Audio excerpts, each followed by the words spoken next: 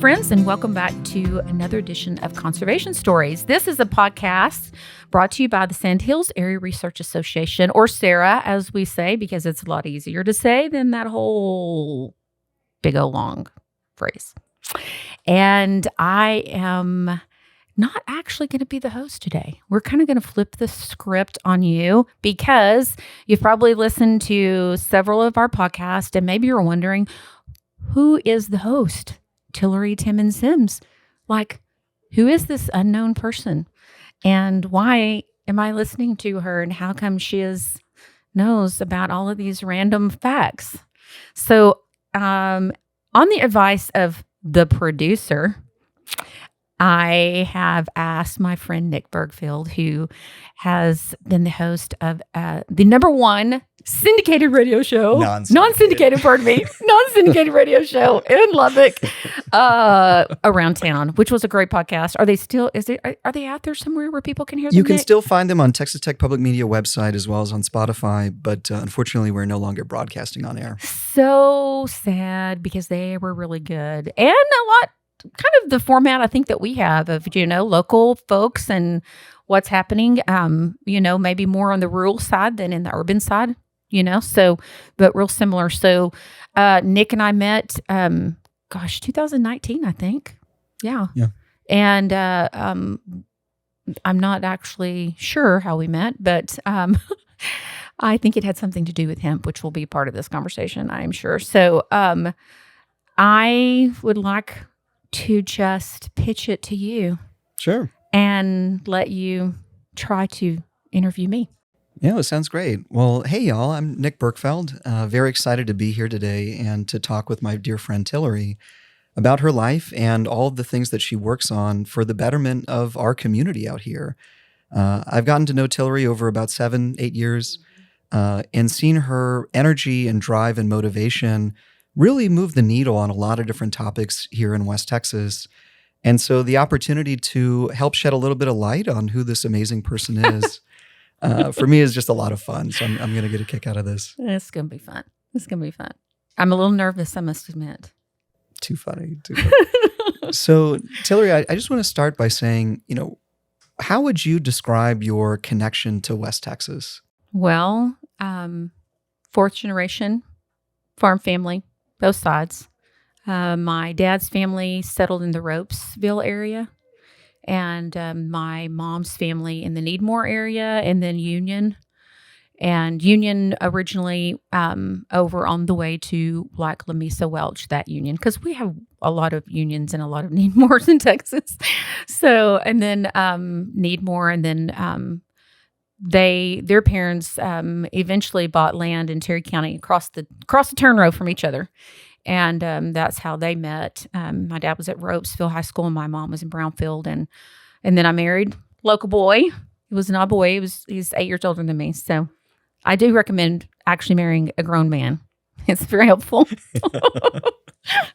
So Doug and our families have been friends for many years. He's, was farming, and I expected my life to be just like my mom's and my grandmother's and my great-grandmother's.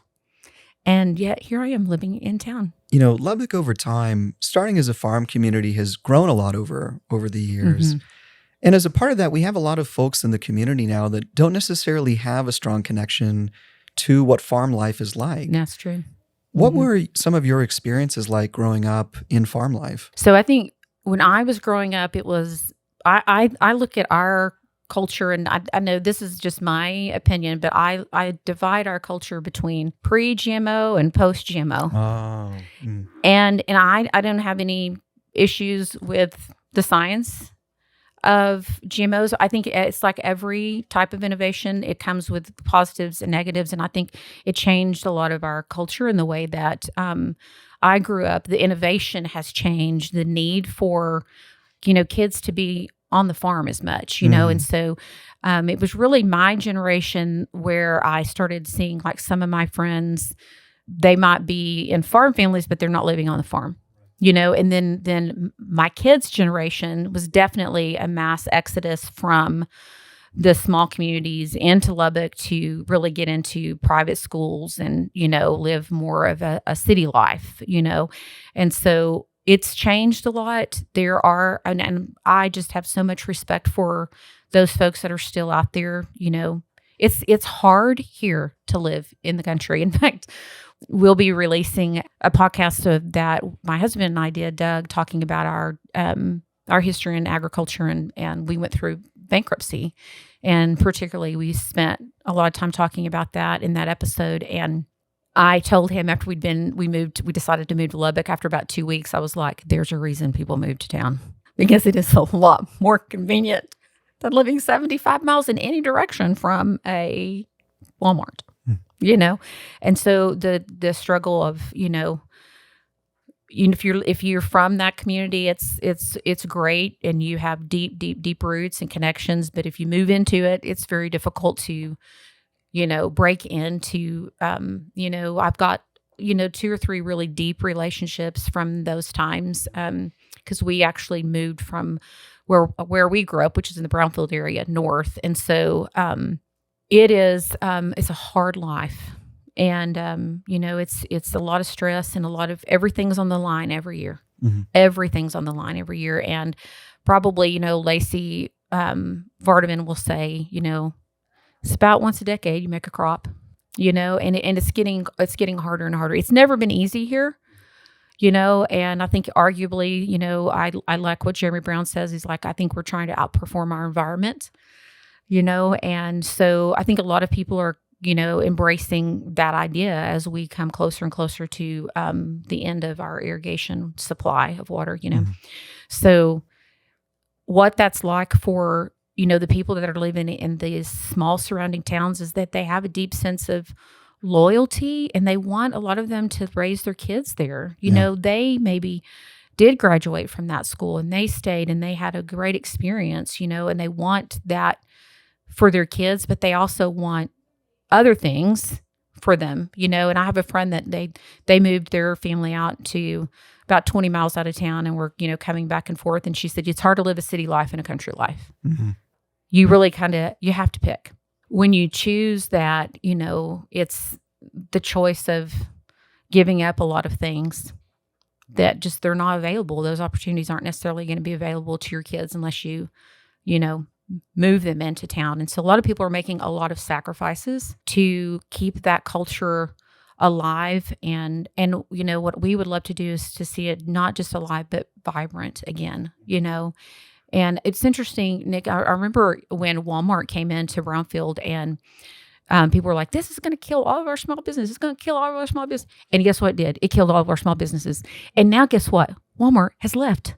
I think West Texas in particular is particularly hard. And I think part of it is just because our communities are closer together, and so they do kind of compete. I remember when we moved north, we had to go, like, one town you go to church, and one town you go to the bank, and in the other town, you go, to the accountant, and another town you go to the hospital, so you're like in 4 different directions, because there's not enough population in one of those communities to have the infrastructure. Yeah.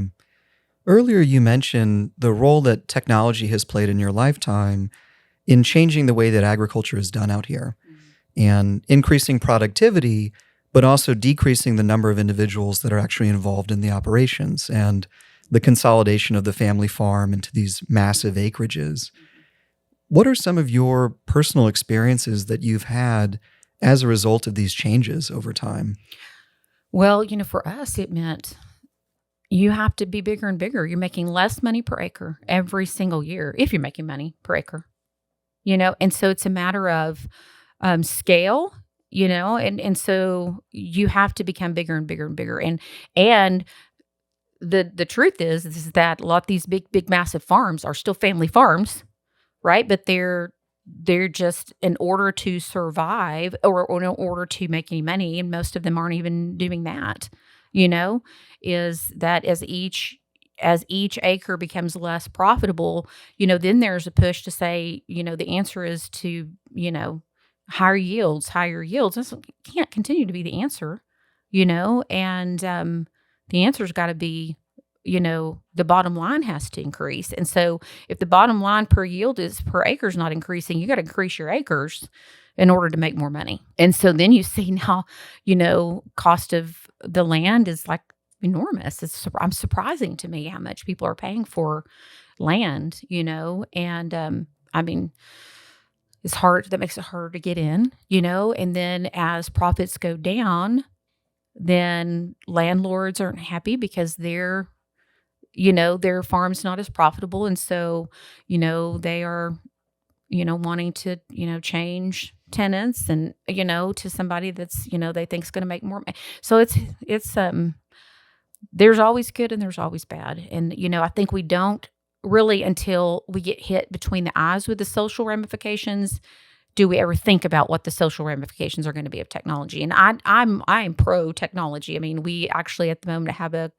a contract to help NASA acres, and so super excited about that. And so we're pro technology, but you got to look at all of it and think like, okay, now what has this done to our local communities, and what does that mean for them?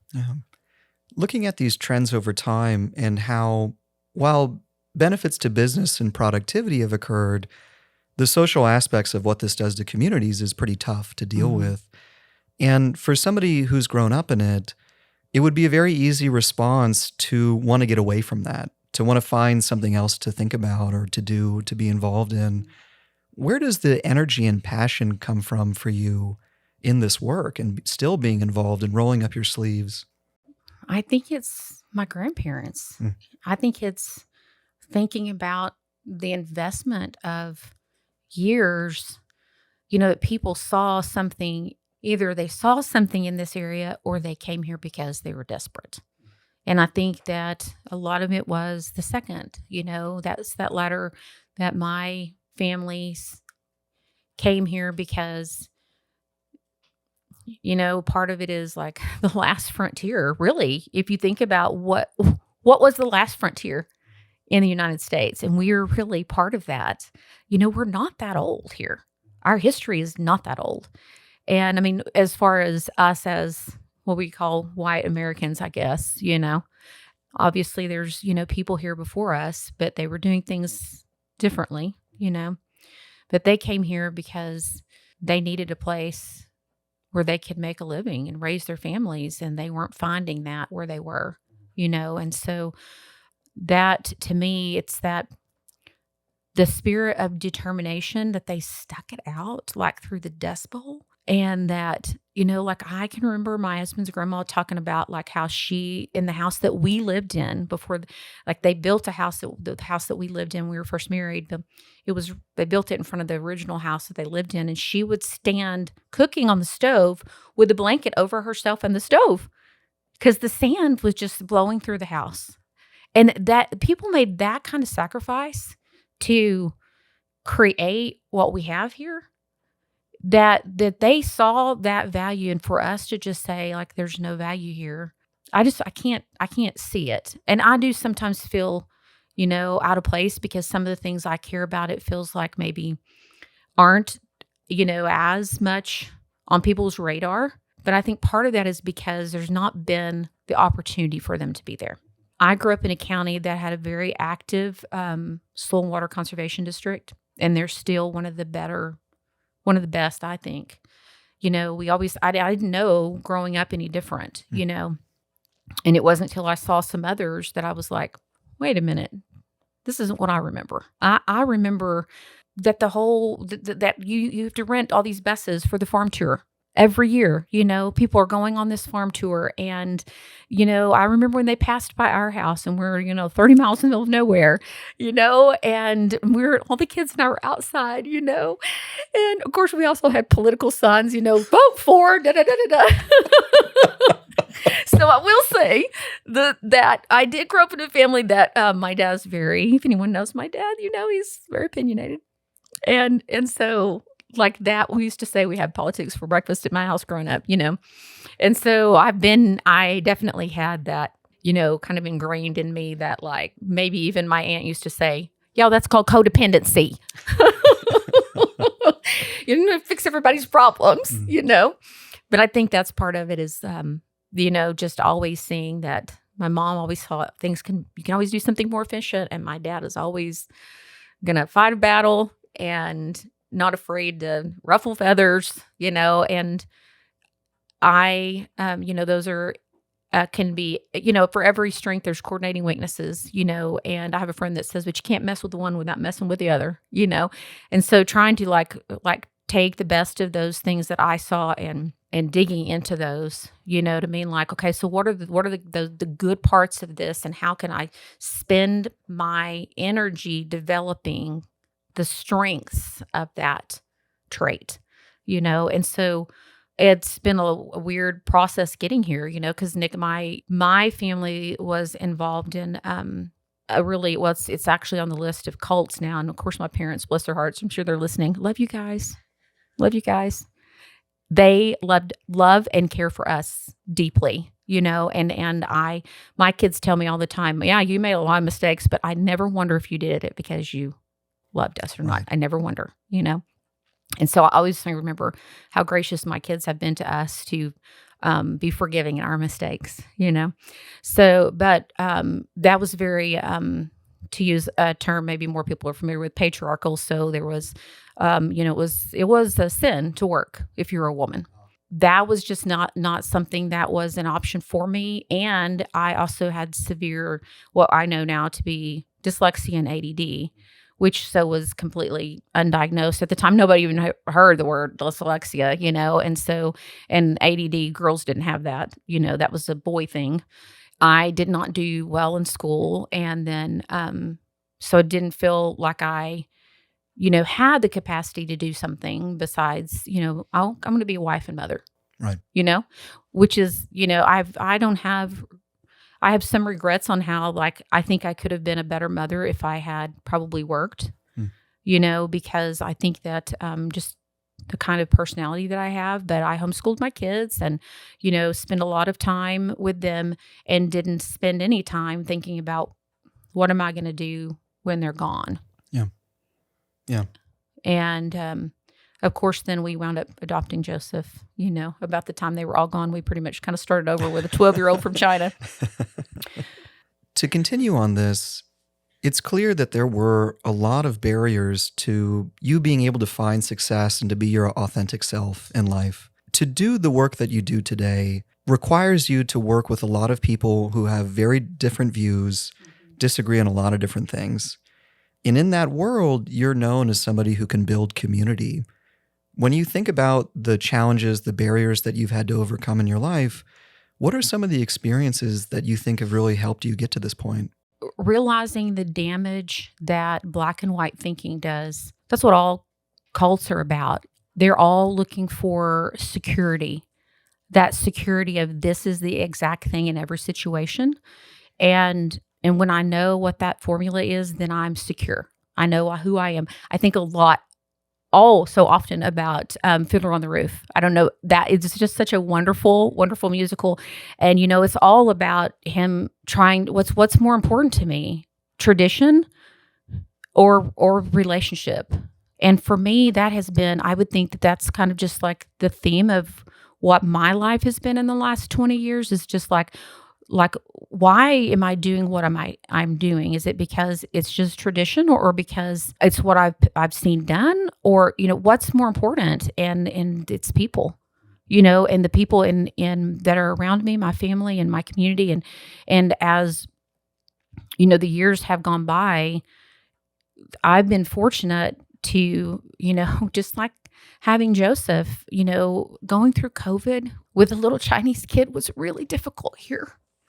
And you take a kid who's just learning to read English and the only word he knows is the F word. So he recognizes it when it's a sign and says, F the Chinese, and, so when you begin to experience those things in your family, it builds empathy. And that is something that I didn't value, because to me, empathy meant that I might be wrong. About the things that I'm sure about, and that vulnerability is not a fun place, to be in. And part of that is, when you deal with trauma, no one wants to be the victim. And so a lot of times will diminish the things that you've been through, because if you say these things that happened to me and were done to me were wrong and there was nothing I could do about it, that is a very powerless position to be in. And so I will say that I spent some time, feeling that way through bankruptcy, that, dealing with the reality of, okay, now here I am, my kids are leaving. What's my value? What am I going to do? But then I recognize that all the things that have happened through the years, our bankruptcy, I've had a lot of rejection on religious, the religious side of things. There's been some really, really traumatic things that have happened there, but it has all coalesced to making me who I am. That suffering has kind of just built the empathy muscle. I remember when Joseph first came, like a counselor saying, it's a muscle. You can build empathy. That's something that has just developed over the years that has led me to like taking my mom's trait of like, can we do that easier? Isn't there a better way to clean your room? I think there's an easier way to make, why are we canning this way? Or let's chuck corn a different way, like let's do something, a different way that might be easier. And seeing that and seeing the problems that I so clearly see, I think that there are just some people that kind of see those things. And how can I be a service? How can I take the things that I've learned? I never set out, I would say, I didn't know that I was building a career. In 2019, I had no idea that that's what I was doing. But that is, I was thinking about, today what we were talking about. And I was like, if you think two things that I think have been instrumental in the last several years, it's grit and gall. Like, and I don't know, maybe because I never felt like I was someone that has had confidence, but more of, I when you're doing something for someone else, it's like there is a reason for you to do it besides just just you. People around you who work with you see the strength of will and determination that you bring to the work, and this deeper understanding of it that you're talking about here, just for me at least, gives a very strong appreciation for your lived experiences and how they've made you the way that you are today and why you are so capable of doing this work. And I'm curious, at what point did you know that conservation was something you wanted to go all in on? My goodness, like I can't even pinpoint, I think, a day, but just, I grew up in the Limbaugh era. Environmentalist wackos is all I ever knew, and you were either an environmentalist wacko because it's black and white thinking. And so you either were a wacko or you didn't believe in it at all. There was nothing in the middle. And as I think when we started getting involved in hemp, I took a job on to investigate hemp for an absentee landowner. I wasn't thinking about conservation. I was thinking, when I figured out what we're actually talking about, not marijuana, we were talking about a plant that is a food, a feed, and a fiber plant that can be grown in rotation with other things. Why aren't we thinking about this? It seemed like, an opportunity. But that put me around other people that I would have never been around. And then some of them I never hope to be around again. And that's just the truth, They're pretty bad. But it also, I remember I connected with a friend, and he grew up in, his family was one of the settlers in Terry County. He and I connected. He connected with me through hemp, Trevor Vaughn. And, I knew his grandparents, who they were. His mom, they had moved off, and they're very deeply connected. They were cheerleaders at Tech, and you know what I mean? So he's rooted in this area, but is living in New York. And he called me and he said, when his granddad died, he's like, Trevor, I want you to be thinking about, I want you to think about this land. Think about it, And he's like, it's not something I'd ever ever thought about other than just the casual, be there for the summer, and he started, because of his granddad, he started like reading about this area and learning about our area, and then learned about grapes and wound up getting his viticulture certification. And and then he started reading, he told me, he said, I read about the Ogallala Aquifer, and I wanted to go up and down the streets of Brooklyn and scream, the aquifer is going away. It is going away. And I was like, like, what? Because it's like, sometimes I feel like we have this collective fear that has paralyzed us into not accepting the reality of the situation that we're in and where we're heading. And, I keep saying we're going to hit a brick wall at 150 miles an hour if we don't slow down and think about what changes can we make. And I think people think we have to make a big change, Well, it was Trevor that, of course, he was like, I'm like, Trevor, don't talk to me about worms one more time. I don't want to hear about earthworms. This is crazy. And then, I'm like, find out that my friend Lacey here is like, yeah, we had this worm pile, blah, blah, blah. And I was like, and so I'm like, maybe there's something to this. So then I'm like, okay, Trevor, tell me about worms, and he is like, so exciting what he's doing. He's working with Buckminster Fuller Institute, and they are helping him to actually purchase some land that was in his family and for research. So, it's a really exciting thing. And I worked with him for a long time on that project, and trying to figure out how can we put something in that maybe is some kind of incubator for, on-farm research. And, also Curtis Griffith and Dolly at, I can't remember Dolly's last name, but she's in Morton. Mm. And she's taken her family land and converted it to a research farm. Mm-hmm. So, Lacey has got a piece of land that they want to do research on. So it's the influence of the people, and seeing the success that people were having with other things. And then going, like, I don't know how many states I've been to now and seen ag production. I think it was like 3 years ago, did a project for an organization out of Oregon, and basically put together an ag syllabus for the Foreign Ag Service for a tour there. And, and then first time I'd seen hops, and did this whole ag tour of Oregon that I had to, put all the documents together and all this hyperlinked stuff for them to learn about this, and seeing that, like, that getting out of our culture and seeing that other people are doing things. I can remember how shocked I was when I was in Oregon, and the guy was like, yeah, this is, they pulled up, the whole hands pulled up, and they're, in a nice van and pulling a portable potty behind it. And he's used a drone to identify all of the, hemp plants that are male in his field. And they go directly to that and pull that up. And he's paying them $21 an hour. And I'm like, what? And he's like, yeah. Like, no big deal to him. It was just part of it, and I couldn't even imagine thinking that way, like, this cost of production here.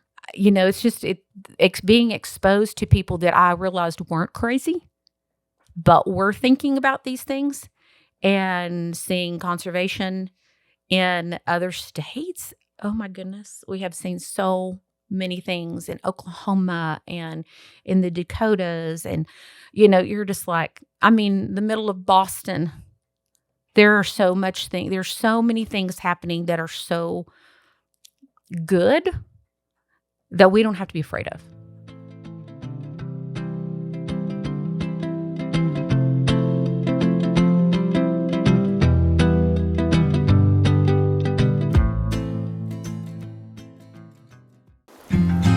Out here on the Texas plains, water is everything, and there's a resource that's as vital as it is fragile: our playa lakes. These lakes are nature's reservoir, catching rainwater to recharge our aquifer and provide lifelines for wildlife. But now they need our help.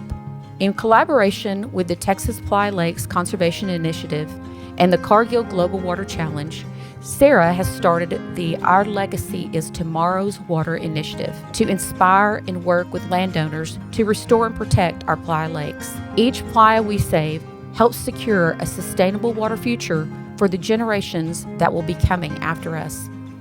Whether it's improving soil health, restoring habitats, or recharging groundwater, we are committed to making a difference. Together, we can build a legacy that we can all be proud of. To learn how you can join in, visit the Playa Lakes Restoration Initiative page on the SARA website. Let's keep Texas water flowing strong for the future. Visit sara-conservation.com. To do this work requires the ability to maintain curiosity about the world around you. And as you've traveled to all these different locations, seen the types of great work that people are doing across the United States and abroad, have you noticed any similarities in the people that are doing this type of work? Who are those individuals that are saying, I'm going to be a leader in this? I'm somebody who wants to be the first mover. I think there's way more in common between those urban and rural leaders than they think. And some of it is, I have seen, people who have had unrealistic expectations about what it's like to be on the farm. And they're going to come and teach people. I don't know, if I had $1 for every time some nicely put somebody said in hemp, I'm going to teach farmers how to farm this. And I'm like, because I've been farming it for 40 years. I'm like, you've been breaking the law for 40 years is what you've been doing. You haven't been farming, like, no, but I see people that have like, and then I heard a woman that had moved to Texas from somewhere in the Northeast, and she's going to put in farm and show people. And she's like, I was wrong. It is hard. It is not easy. That's one of the things I think that they have in common is an honesty. I ask, we were in Boston, and they have this program where they will train people to like take their, hey, let me teach you how to farm, which was really like garden, what we would think of as gardening. Let me teach you how to garden and make money, on this, whatever it is by you or whatever. And so I asked the guys like, well, are they making money? And he said, no, you can't make money doing this. And he said, I've tried to find somebody that could help us figure out the economics. And I said, well, there's probably an ag economist at Extension. He goes, what's that? Right? And so they need us, but, we need them. They're the consumers. They're our consumers. And what I realize is like, these are our customers. This is our customer base. And how are we reaching them, and how are we talking to them?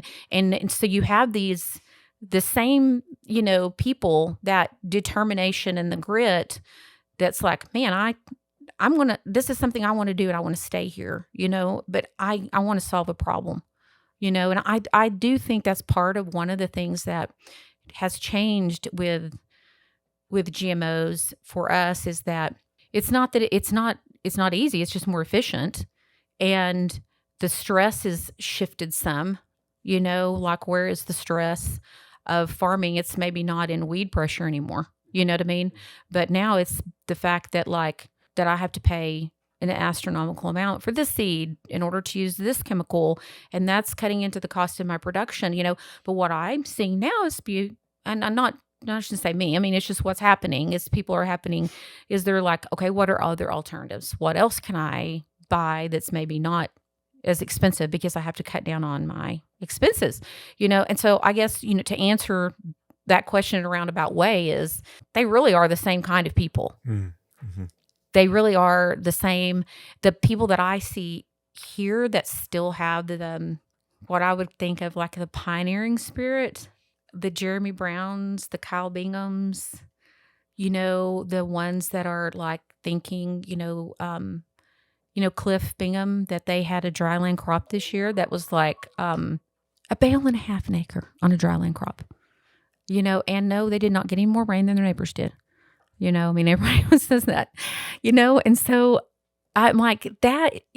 Wow. Figuring something out. And that's what I think people, especially, after COVID, people are like, hey, I don't want to not have food. I don't want to not have food. And instead of us bringing the message to them to say, we can be a part of the process of learning how to do this. A lot of times, like, it does feel like that's not real agriculture, and what is real agriculture anymore is the question, because it's not what my grandparents were doing, right? And it's getting back to that way, though. Yeah. You mentioned a family we're both familiar with, the Bingham family, which has a very long line of farmers out here in West Texas. What is it about them that, for you, as you've worked with them, as you've worked with other farmers, what are some of the things about them that you wish you could see in other farmers or you could promote other farmers doing? So the first environmentalist wacko I knew was Betty. And now I'm thinking she was like not wacko. But, they were the first people that I was like, oh, organics is fad. It's going to go away. And no one's going to care. And I mean, to that point, there is a shift, certainly, but people still care. And maybe they're going to call it something different. Regenerative is what people say now, right? But there's people care more, and their care and concern about what they eat is only going to grow. And that is not something that what I saw was Cliff cared less about what people thought about him and more about what was right for him and his family and his farm. And they've worked hard for the respect that they have. I know, somebody has said, like, even in hemp, like when they got in, Mm-hmm.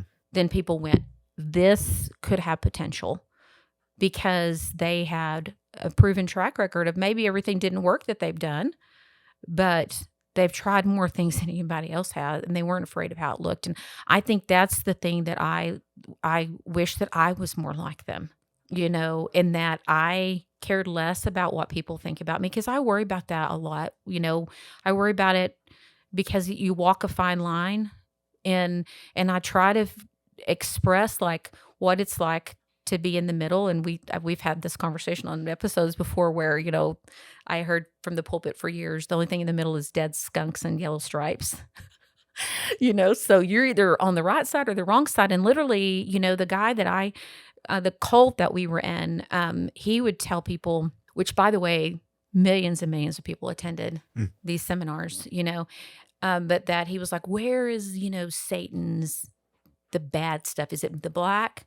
It's the black, and also the gray, but also some of the white. So like, right, the fear of like, even if it's good, it could be bad. Oh my gosh, So, you talk about like a fear of what people think about you, and so this has been kind of a gutsy move for me, even though I do have a lot of gall. I feel like it's taken a lot of gall to do this thing, especially the podcast, because I don't want to isolate anyone. I want people to see that there is a path forward that isn't always mean dead bodies strewn on the side of the road. Like you can make and you can make a difference one drop at a time. And because I can remember thinking like about, like recycling. What good does it do to recycle? And now we know, like in some cases, no good. It did no good. It caused more problems. But you know what the fact is? That we all have microplastics in our blood. All of us, 97% of us do. There's a problem. And instead of being paralyzed or feeling like we have to tell people, you need to make a big change. It's like one time I got did a physical, and they're like, oh, your cholesterol is a little high, so you need to exercise for 45 minutes, 7 days a week. I'm like, what the heck? No. Like, give me something legitimate, like I even if I had time for that, I would never do it, And so I'm like, give me something that's like bite-sized chunk. And that's what I think it's like. Cliff and Betty said, there's something we can do. I remember Betty one time making a big deal about her kids eating the tomato in her hamburger. And I was like, one of her kids asked me one time, do you have Cheetos at your house? I was not into health food, and now I look back and think, oh my goodness, all these things that she was saying then, people have embraced now, and we know them to be true and so far ahead of their time in some of these things. But they did it, not always perfectly, but they kept at it, and in what Cliff did when we started growing hemp and they planted that first time and the stand was so, and he's like, we can do better. We can do better. And we're going to use our sesame plates on our planter now. He knew what to do, and that's the kind of ingenuity and, the spirit so I realized like they were fundamentally very influential in my life in a way that I didn't know that they would be. When you hit these barriers, these challenges, where do you draw inspiration from to allow you to keep doing the work and to move forward? What I have been, when we first started, which was about a year or so ago, we really kind of spent a whole year just investigating. Let's go to all of these meetings. Let's figure out what's being done. Let's try to find out who's doing what and what's working and what's not working. And there was some pushback. Now, hardly any. People care more than I gave them credit for, and when you meet someone, I think too, like for us, Nick, I'm sure you know this. This is something I did not know. Okay. So we have t-shirts that say, people, planet, profits.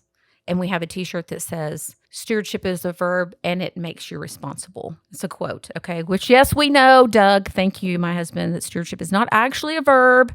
But if you are, a grammar Nazi, just take it with a grain of salt.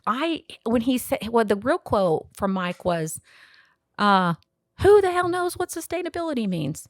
But stewardship is a verb and it makes you responsible, And I was like, where did that word come from? And so I just of course, Google, where did the word sustainability? I'm like, why do we use this word? Well, it came from that triple, what do they call it? Triple line economics, where you're looking at all three of those things. You're looking at how's this going to impact people, how's it going to impact the planets, and how's it going to impact profits. So it was created in the 90s. And I wish I could remember. I'm sorry, I'm old. The triple bottom line? Thank you. Yep. That's it, the triple bottom line. Yeah.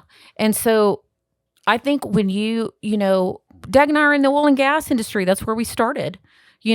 Lacey is a quote unquote big farmer, and so we are the people that a lot of times people in the environmental groups maybe, or, would tend to not. But I think that I thought I would have more not conflict, but disagreement of how things should work with people that are on the environmental side. And that was surprising too, of how many, sure, there's still people that are on the fringe, but now I wonder how many of these people were on the fringe and come back around, or I'm just meeting them.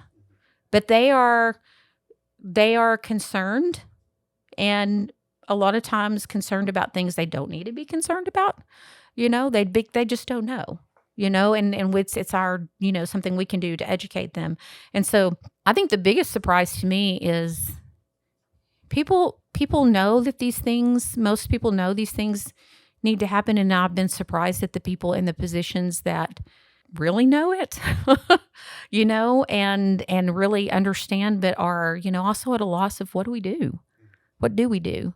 Because I do think we are a society of, we don't think about, long-term projects as much anymore. This is something we're going to start now. And then to Perry's credit, his water plan is, 40 years, 80 years, but that's why you got to look. When you reflect on your journey as an advocate in conservation, what are some of the big milestones in that process? Definitely, of course, hemp, meeting Trevor, getting exposed to some of those things. And then meeting Lacey, who is the founder of the Sandhills Area Research Association, started about 20 years ago. And people can go back to that first episode where I interviewed her about it. She and this is the goal. Okay, right? I knew the Vardamans were instrumental in the innovation in cotton harvesting. And so I saw her name on LinkedIn. I was like, I wonder if she's the same Vardaman. So, of course, what did I do? But I, messaged her and said, hey, would you guys, and hemp and, and she's like, I have no idea what you're talking about, but I'd be happy to help in any way I can. And then we randomly met through a short-lived women's group ag thing that was here. And on that date, we said, hey, let's go out and look at the hemp processing facility at Slayton. And we stood there and talked for 3 hours. Then I saw what was happening, the money. Oh my goodness, the money that was pouring into agriculture and like going, is it going in the right direction? Is it not going in the right direction? And then I helped, I was working for contract for a company, helping them consulting on hemp things. And they said, we got 2 weeks for this grant's due. Would you help? And never done a grant before. They had a grant writer, quote, unquote. And it's a long story, but that was a $5 million grant. And then I helped with the SBIR grant, which was my second grant, which was miraculously won. And then I did a third grant and won. And, I didn't know that I could write. It's not something I ever thought I would do, And so I do use somebody with dyslexia. I do use a lot of Grammarly and a lot of Chat GTP. And although wasn't around when I wrote the first one, and had to do budgets and put together economics and things that I, more than anything, I didn't know that I was building a career, but I knew that I probably was not the perfect fit for a landman job, which is what I was doing for Doug. I'm really great at the negotiating part, and I can find anyone, anywhere. I have found people that have been lost in nursing homes for 5 years, a guy who was living in a cow trailer. I have found folks that were lost. So, I'm really good at research through those opportunities, and then when all this came about, the money that was being invested, through the IRA and all this stuff. And I just reached out to Lacey and said, what's going to happen with all this? She said, well, I just got on this board, this Saltwater Conservation District board. You know what this is? And I was like, yes, I do. We got involved there, and she was like, I really don't know what I'm supposed to be doing, but let's go to some of these meetings. And I was like, okay. So we started going to the National Association Conservation District meetings. We've just kind of stuck with it. And I knew with originally working with Trevor that there was a need. There's a need. I couldn't find an entity on our side of the state, especially in our area, that was grassroots, that was holistically looking at our rural economy and the impact of the things that are happening in agriculture and what's going to happen in 30 years, that was taking that holistic look. That is grassroots from here, living here, going to have to be impacted by the consequences of that. And so we were like, I think we could be, to use a word that's really popular these days, efficient. We can be more agile and more nimble. And so we saw what was happening in Oklahoma. We saw what was happening in places like Arkansas. And we were like, how can we bring those ideas here? And in particular, like a one SOL district, water conservation district in Oklahoma, that has just been so good to us. And I've spent time with them, mentoring with them.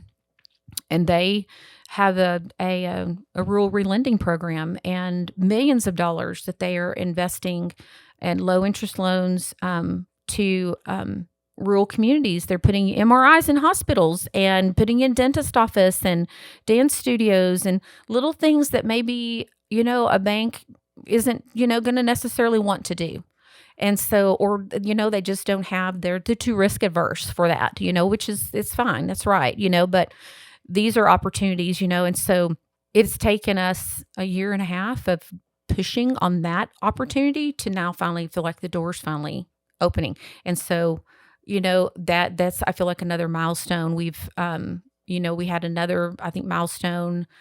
We go to an oil and gas conference every year, and that's focused on Permian Basin. And so we've made some really great allies in the oil and gas industry. They have their own, conservation, what they'll call sustainability folks in there, and they have their own goals that they need to meet. And same with textiles. In fact, we just got an email from a very large popular brand yesterday. And those people are looking for farmers, and we're going to make changes based on relationships. And so all of these, if you see the theme, it's people. All of the milestones are people. I love people. I don't know that people can tell by the interviews I do, but just so people will know, we were laughing about this earlier today. Like I don't like to come in with a plan. No. Let's don't have a list of questions. That makes me nervous. We're just going to talk, And so I love people, and I want people to know about other people, because that is, the opportunities are always about people, and it's people that are the problem and people that are the solution, And so every milestone is a person, Like I remember in hemp, in my own career, what I see now is that I have been building a career for 5 years, and I had no idea that that's what I was doing. But one of the first people I met in hemp was Bill Timpany. And I know you remember him, Nick.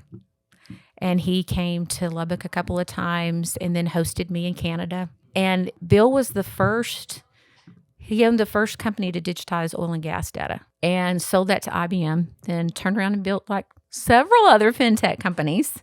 He was like the millionaire next door. You would have no idea. And he would tell me, you're good at this. He was my cheerleader, telling me, hey, you have value doing this. And then I remember one of the board members, Russell Williams, who is a great, I have so much respect for him. Russell was, policy for American Farm Bureau in DC. He is a smart guy. And he was like, you're good at this. Like you're good at this. And that it's interesting. That is what I needed, was to come from men to say, because it was men that said you can't, and to have men say you can. And and I'm not trying to bring up the politics of all the gender things that are happening right now. I'm just saying that that's my lived experience. My lived experience was, no, you can't. Here's your place. And then to have men come, I don't think that men understand the value that they bring to society by coming alongside women that need the confidence. And there's so much that they can do, that we need them to be advocates, and because so many of them do see it.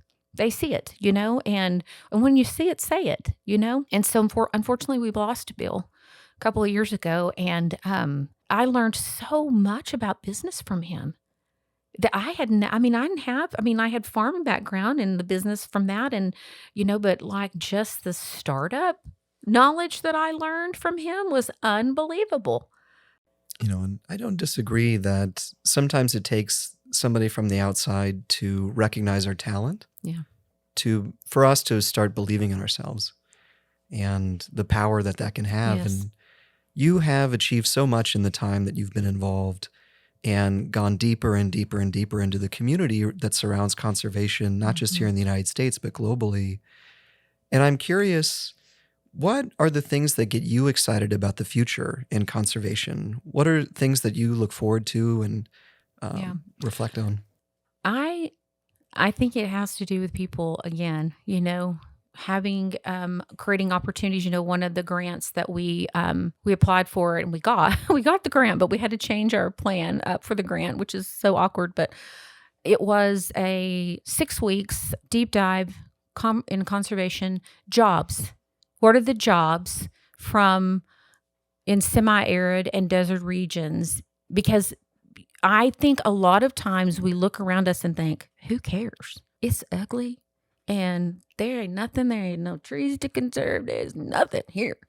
And so and you don't know that there are people here doing work and that we're 100 employees short in zone 1 for the NRCS. 100 employees, and so then they're the ones that are, it's their job to put conservation on the ground, but people, there's people that would like to stay in these communities. We need them to know that these jobs are here, and so this is like, hey, let's take 10 kids and let's spend 6 weeks and let's go from the wettest part of the Panhandle to the driest part of the Davis Mountains. Let's go into the Chihuahua Desert, and that's what gets me excited, is that I feel like what we're doing, and especially through now we've got 5 AmeriCorps people with us. If, I knew nothing about AmeriCorps till this. I just knew nothing about conservation efforts, but 5 AmeriCorps people that, and one of them is a conservation planner and is about to put like a bunch of great like educational stuff on our website. We're really starting to beef that up. One has a background in communications and marketing and produced water. So super excited, because do consumers know what produced water is?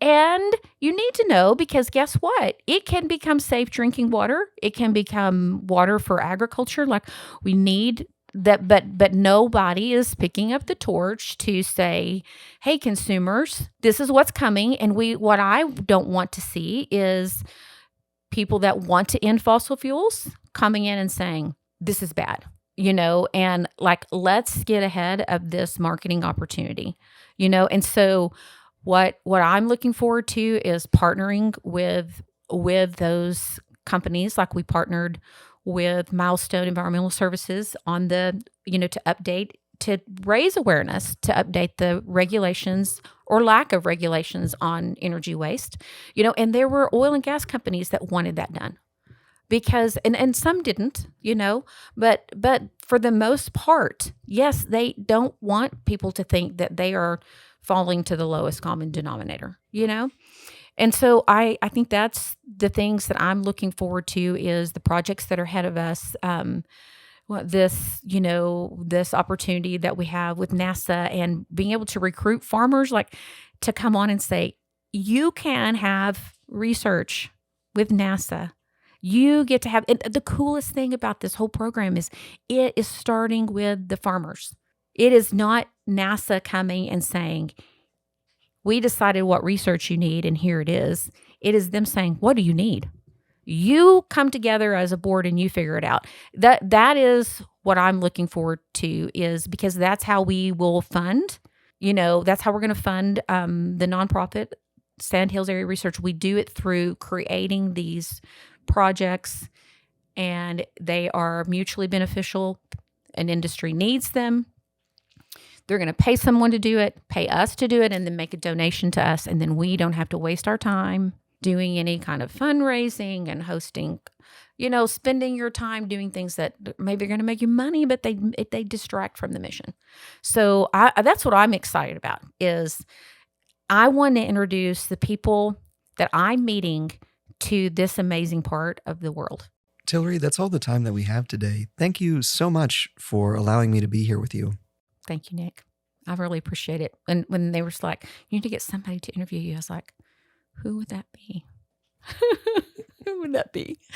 I appreciate it, Nick. And I hope that you all stuck it out through this whole podcast. It's probably not nearly as exciting as like Robert Mace, who's hysterical. If you haven't listened to that one, you should go back and listen to it.